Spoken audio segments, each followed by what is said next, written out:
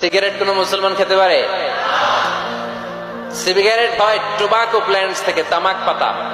ফরিদপুরে চাষ হয় নাকি? হয়। কোন থানায় হয় বেশি? হ্যাঁ, তামাক ক্ষেত যারা দেখছেন কোন বেড়া লাগানো লাগে? কারণ ছাগলেও মুখ দেয় না।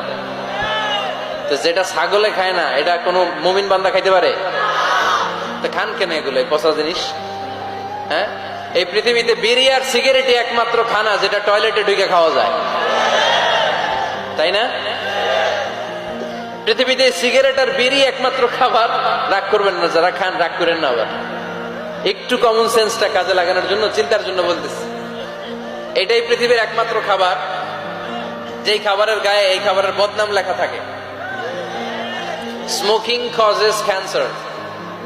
ধূমপান কর্কট রোগের কারণ, ধূমপান স্বাস্থ্যের পক্ষে ক্ষতিকারক লেখা থাকে না? আচ্ছা ধরেন ফরিদপুরের একটা কোম্পানি নতুন চানাচুর বের করছে, ওই চানাচুরের গায়ে লেখা এই চানাচুর খাওয়ার 1 ঘন্টার মধ্যে বমি শুরু হবে আর ডায়রিয়া হবে। খাবেন?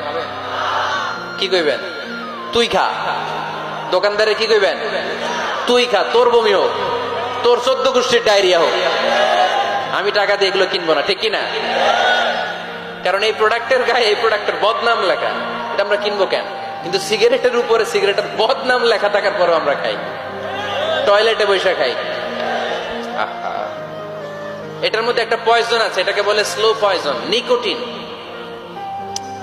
এটা আপনার লাং, ফুসফুসকে শেষ করে দিবে। Slow poison. সিগারেট খাওয়া অনেকটা আত্মহত্যা শামিল।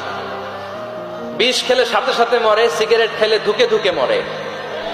আর সিগারেট থেকে হিরোইন, গাঁজা, ফেন্সিডিল, ইয়াবা, ম্যারিজুয়ানার পথে মানুষ পথ বাড়ায়, পা বাড়ায়, তাই না? এগুলো খাবেন না। বলে তুলকু আইদিকুম ইলা তাহলুকা, নিজে নিজেকে স্বেচ্ছায় ধ্বংসের দিকে ঠেলে দিও না। জীবনটা অনেক সুন্দর, জীবনটা অনেক রঙিন, আল্লাহর দেয় জীবনটাকে উপভোগ করার দরকার আছে না নাই? এই জন্য সিগারেটকে এই ফরিদপুরের প্রোগ্রাম থেকে আমরা আজকে নো বলে দিলাম। কি বলে দিব? আওয়াজ করে সবাইকে আমরা সবাই একসাথে বলবো, সিগারেটকে কি বললাম?